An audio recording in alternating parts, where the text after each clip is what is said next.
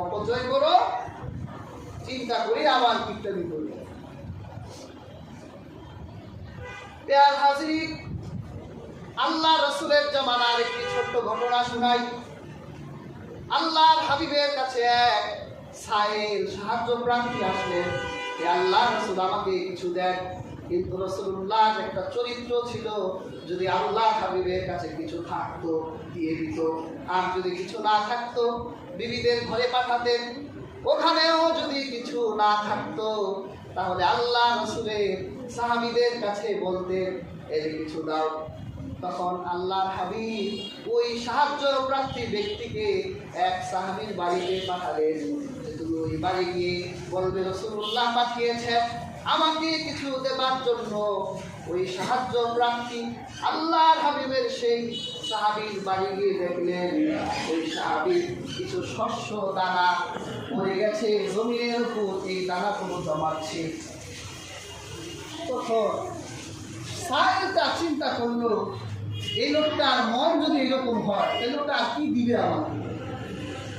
বুঝেন না, যে যেরকম ও ওই রকমই বুঝে।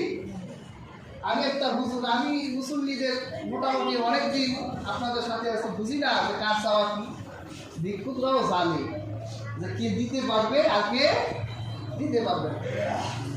চিন্তা করতেছে লোকটা কি দিবে, এর কাছে চাইবো কি চাইবো না, সেজন্য ফিরে যাচ্ছিল। আল্লাহ রসুলের ওই সাহাবী বলল, তুমি কেন এসেছিলে আর কেন চলে যাচ্ছ? বলল, আল্লাহ রসুল পাঠিয়েছিলেন যে আপনার কাছে কিছু চাওয়ার জন্য, কিন্তু আপনার এই বুদ্ধির অবস্থা দেখে আমার চাইতে লজ্জা লাগছে। তখন রাসূলুল্লাহ সেই সাহাবী উঠে আস্তা বলে গিয়ে একটা মা উট তাকে দান করবে। সুবহানাল্লাহ বলবেন। আপনি পারবেন, একটা ছাগল তো দিতে পারেন না। দেওয়ার সময় আবার বলেন যে এটাতে দিলাম, বাচ্চা কাচ্চা পয়দা কর, অর্ধেক অর্ধেক খা। আর তাদের মন কিরকম ছিল, সুবহানাল্লাহ, তাদের মন কিরকম ছিল। একটা মা উটনি তাকে দিয়ে দিচ্ছে, উটনির রশি ধরে টানছে। উটনির 9টা বাচ্চা ছিল, 9টা বাচ্চাও মায়ের পিছনে পিছনে যাচ্ছে। সুবহানাল্লাহ বলেন। তখন সাহেবটা ওই সাহাবীকে বলছে যে আপনার উটের বাচ্চাগুলো তো চলে আসতেছে, ওগুলোকে ধরেন না কেন? বোকা, তুমি বুঝো না, তোমাকে মা দিয়েছি, মায়ের ভালোবাসায় তার বাচ্চাগুলো চলে যাচ্ছে। আমি তোমাকে দিয়ে দিলাম।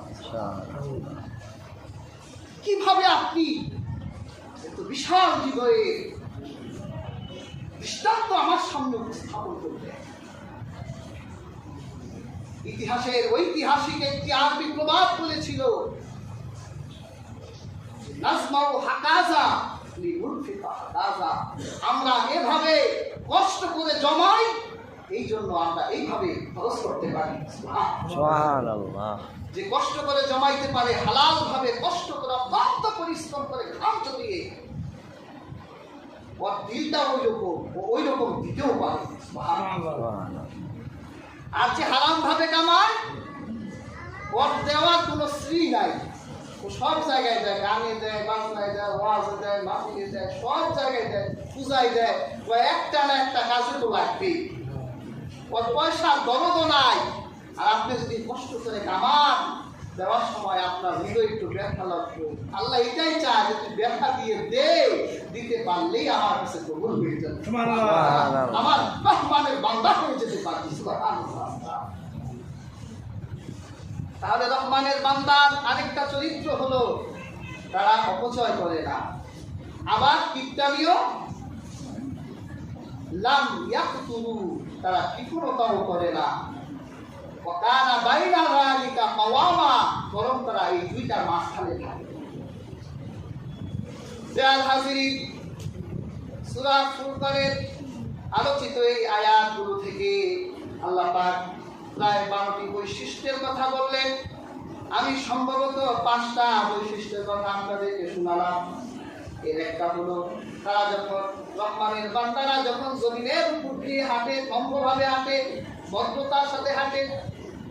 কিন্তু এই নম্রতা আর এই ভদ্রতাকে দুর্বলতা ভাবা যাবে না। যে হুজুররা মনে অজ্ঞ, তারা হয়তো দুর্বল, এটা ভাবা যাবে না, বরং তার এই 3.5 হাত দেহ হাঁটার সময় আমার আল্লাহর কাছে বিনয়ের অক্ষমতা প্রকাশ করায়।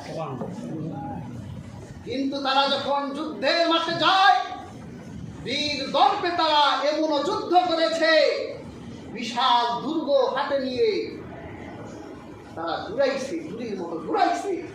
তাদের শক্তির প্রদর্শনী এই পৃথিবীর মাটি সাক্ষী হয়ে আছে।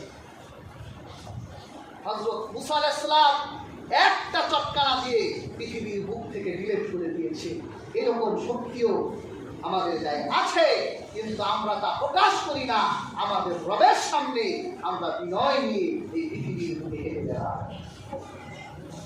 কিন্তু যুদ্ধের মাঠে হালাল গায়ের শক্তির তেজ তখন বোঝা যায়। বদরের কাফেরেরা বুঝেছে, তাবুক উহুদের কাফেরেরা বুঝেছে মুসলমান কি শক্তি নিয়ে পৃথিবীর বুকে বীর গর্বে যুদ্ধ করতে পারে। রহমানের বান্দার আরেকটি চরিত্র হলো, যখন তাদেরকে কেউ টিকা টিপ্পণী দেয়, হ্যাঁ প্রতিপন্ন করে, এহামত করে, ইগনোর করে, তারা তার জবাব ইগনোরের জবাব ইগনোর করে দেয় না, এহামতের জবাব এহামত দিয়ে দেয় না, গালির জবাব গালি দিয়ে দেয় না, বরং তারা শান্তির বার্তা দেয়। রহমানের বান্দাদের আকাশে যখন রাত নেমে আসে, তখন তারা তাদের রবের হুজুরিতে দাঁড়িয়ে থাকে, রবের হুজুরিতে সিজদায় পড়ে থাকে। আবার যখন তারা মোনাজাতে হাত তুলে আল্লাহর কাছে জাহান্নাম থেকে পানাহ চায়, তারা যখন খরচ করে, তখন তারা অপচয় করে না, তার বন্ধ করে না। আল্লাহ তাআলা আমাদের প্রত্যেককে রহমানের বান্দা হওয়ার তৌফিক দান করুন। আমিন।